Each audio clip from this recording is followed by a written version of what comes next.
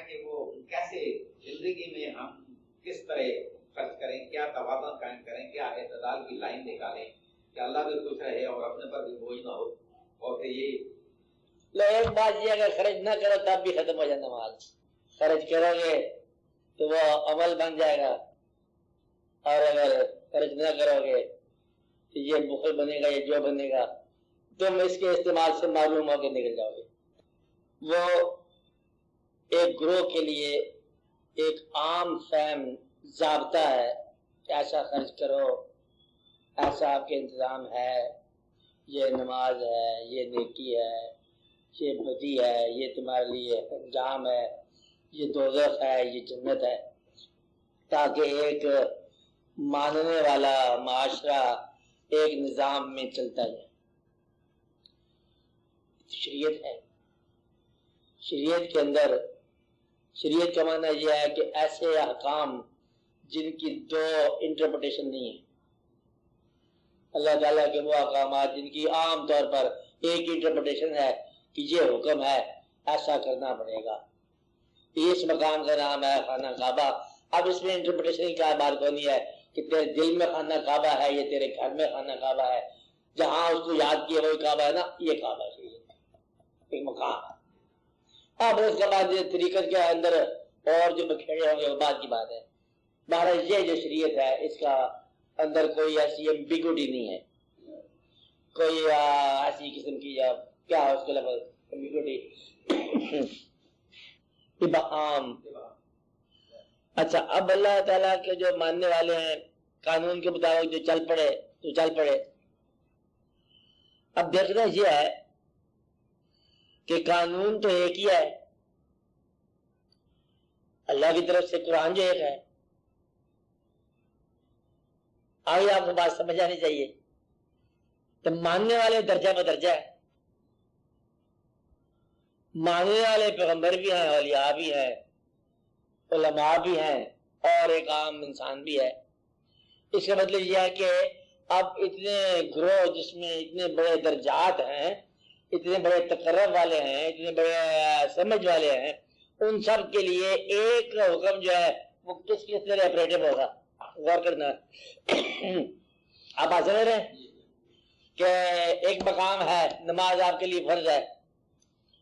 اگر آپ تہجد استعمال کرو تو یہ آپ کے لیے ویسے بہتر ہے، لیکن جو لوگ ایک باطنی نظام میں وابستہ کر دیے گئے ان کے لیے تہجد فرض ہو گیا، فرض سے بھی زیادہ فرض ہو گیا، کیونکہ وہ ایک نظام ڈیوٹی کا اس کے ساتھ ان کا تعلق کر دیا گیا.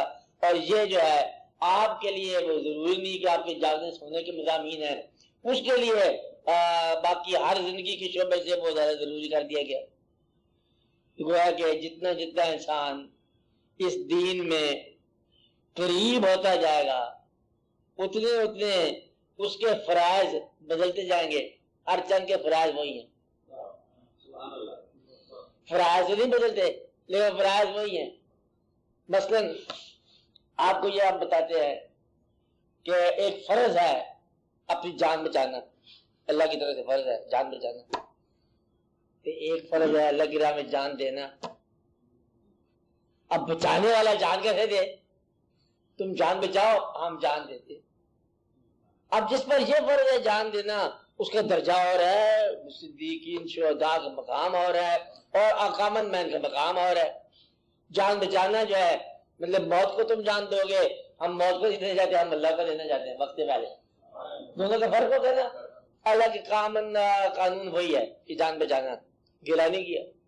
کیا علاج کرو بیماری کا، کہتا میں ضرور علاج کروں گا، پہلے یہ بتاؤ کہ اللہ نے بھیجی ہے یا کسی اور نے بھیجی ہے.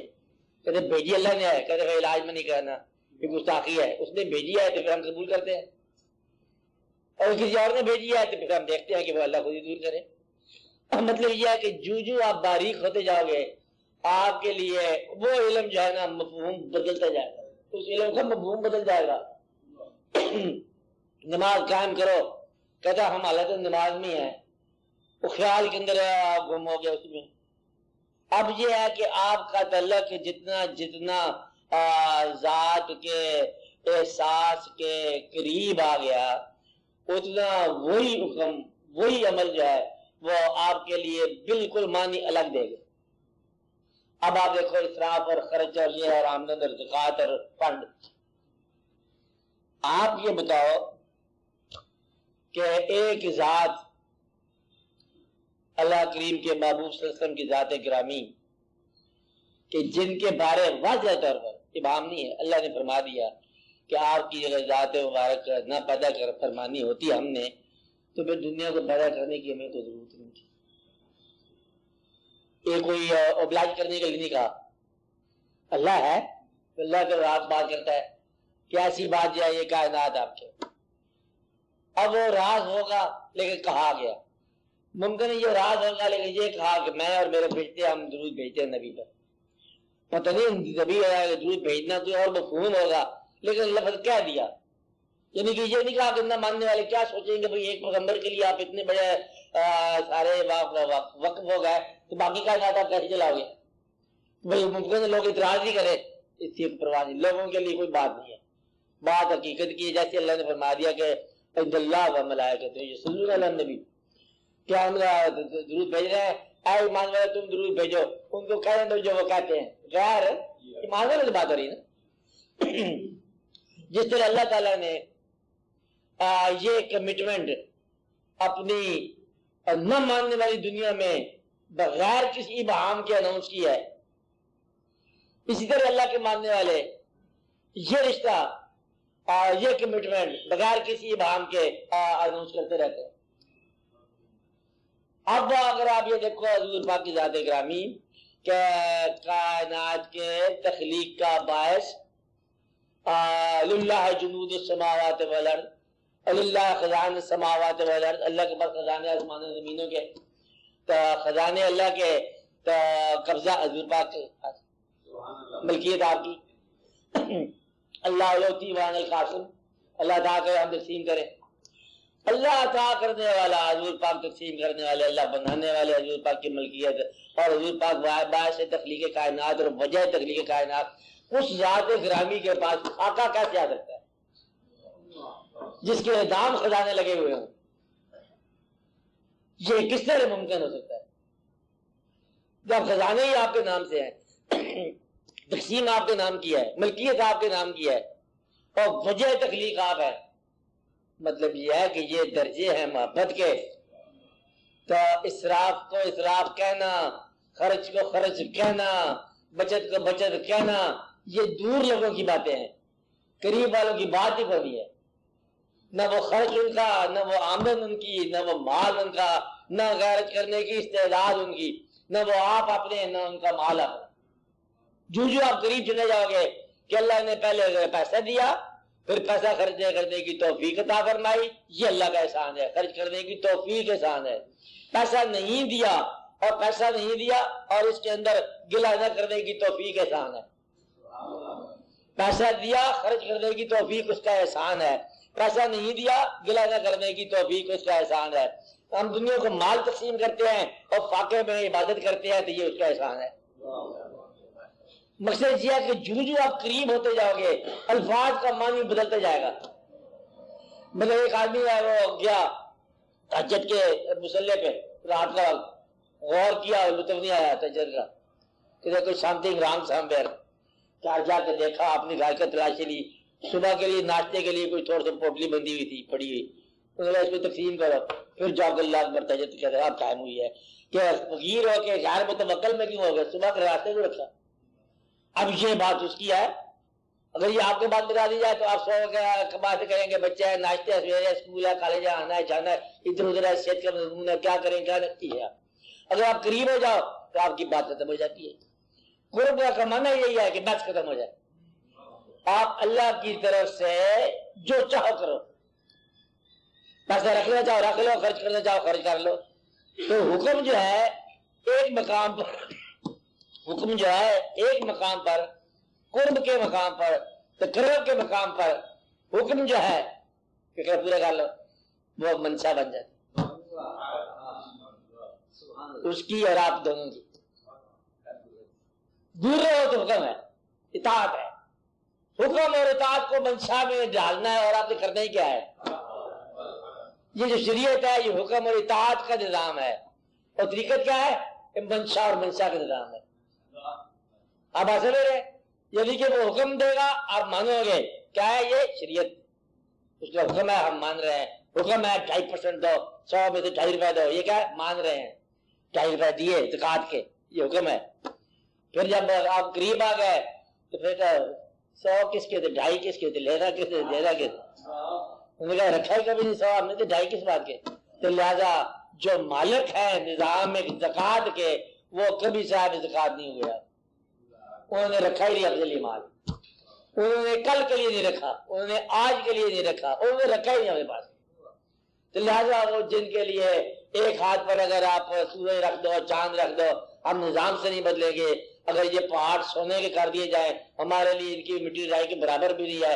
ہم ان باتوں میں آنے والے آئے نہیں ہیں. یہ پیسہ اور یہ دولت, یہ پیسہ اور دولت دولت نہیں ہے, ہمت دولت ہے. خرچ کرنے کی ہمت اور غریبی برداشت کرنے کی ہمت. غریبی میں آپ بد دل ہو جاتے ہو, امیری میں آپ بزدل ہو جاتے ہو, تو کرتے کیا بات ہے؟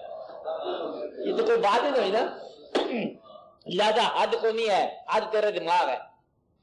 اگر آپ یہ سمجھو کہ آپ اللہ کے تقرب میں جا رہے ہو تو وہاں قاضی کا فتویٰ نہیں لینا کہ جناب ہے یہ میرے پاس 100 روپے سال ہو گیا, 2 سال ہو گیا پڑے رہے, میرا خیال ہے زیور پر آپ بتاؤ زکات کتنی ہوتی ہے. تو آپ ذمہ دار آدمی ہو, زیور پر زکات کتنی ہوتی ہے, مکان پر زکات کتنی ہوتی ہے, تو آپ زکات نہ دو تو کون سا پوچھ رہا ہے؟ اسے اللہ تعالیٰ نے جو زکات ہم نے دی تھی کچھ رہ گئی ہوگی, کچھ چلو کوئی بات نہیں ہے, کچھ بینک کا دینا تھا, اوور ڈرافٹ دینا تھا, کیا ہو گیا. وہاں تو اور بات ہے. جب آپ شوق میں جا رہے ہو تو شوق تو پوچھتے نہیں ہے, کہتے اللہ کو جان چاہیے, کہتے میری حاضر ہے, بچوں کی اگر حاضر ہے تو بچوں کی حاضر. شوق کے لیے کہانی اور ہے. اب شوق قانون سے باہر دوڑتا ہے. شوق کیا کرتا ہے؟ قانون سے باہر دوڑتا ہے. شوق کا نظام اور ہے. اس لیے ہم آپ کو جو رائے بتا رہے ہیں وہ یہ ہے کہ شریعت کے نظام میں داخل ہونے کے بعد فوری طور پر دعا کیا کرو کہ تم شوق کے نظام میں داخل ہو جاؤ. شوق کے نظام کا قانون جو ہے نا وہ دیا ہوا نہیں, ریٹن ورڈ نہیں ہے, وہ ان ریٹن کانسٹیٹیوشن ہے. اگر وہاں بتایا نہیں جاتا تو وہاں ضرور آپ کا شوق ہی چلتا ہے. اب آپ دیکھو وہ لوگ کسی کو حق پہنچتا ہے, میں نے پہلے بھی یہ بات کی آپ کو کہ چور کو تو تم پھانسی لگاؤ یا اس کے ہاتھ کاٹو, چور کے کتب بنانے کا حق پہنچتا ہے, کتب بھی بنا نظام. اور جو آدمی دنیا میں غریب ہے اس کو ولی کا مقام, اور جو آدمی دنیا کے اندر کمزور جا رہا ہے اس کو باطنی قوت کا نظام. یہ جو اگر آپ واقعات غور سے دیکھو گے کہ اللہ کے طرف جو ماننے والے ہیں اور جو روح میں زیادہ قریب ہے, ان لوگوں کی زندگی اس ظاہری نظام میں سمجھ نہیں آتی. ظاہری نظام بالکل اور طرح سے ہے. ان کو لوگ سمجھاتے رہے کہ دیکھو جان بچانا فرض ہے. حضرت امام علی مقام کو بتایا ہوگا لوگوں نے کہ دیکھو آپ اس طرح کو آپ تشریف لے جاؤ, فوج بنا کے آنا, تو پھر ایک وقت آئے گا تو یزید کا مقابلہ کر لیں گے, جب ہم بھی آپ کی مدد کریں گے. اور آپ نے کہا دیکھو وقت جو آنا تھا وہی تو آیا پڑا ہے. اگر یہ وقت میں چھوڑ جاؤں تو تاریخ عالم میں یہ وقت کدھر سے آنا ہے؟ یہ وقت فتح شکست کا نہیں ہے, یہ وقت رضا اور تسلیم کا ہے. تو فتح شکست جو ہے شریعت کی باتیں ہوتی ہیں, رضا اور تسلیم طریقت کی باتیں ہوتی ہیں. یہ رضا کا مقام ہے, یہ تسلیم کا مقام ہے. اس لیے آپ اس بات کے سوال کو دیکھو کتنا رکھنا چاہیے جس سے آپ کو وحشت نہ ہو. اتنا رکھ لیا کرو کہ آپ کو غریب ہونے کا اندیشہ نہ ہو. کتنا دینا چاہیے اتنا دے دیا کرو کہ آپ کے اندر تکبر نہ پیدا ہو جاتے ہیں کہ میں نے بڑا کام کر لیا. یعنی کہ آپ یہ دیکھو کہ اللہ تعالیٰ سے لے کے اللہ تعالیٰ ہی کی منشا پہ آپ نے دے دینا ہے. آپ اس میں کرتے گا, ساتھ سجدہ کیا کرو, یا اللہ تیری مہربانی ہے, پیسہ بھی تیرا, دیا بھی تیری راہ میں, مجھے خواہ مخواہ کرنے کی کا موقع مل گیا. مال کوشا نہیں ہے, یہ اس کے استعمال کا نام ہے زندگی.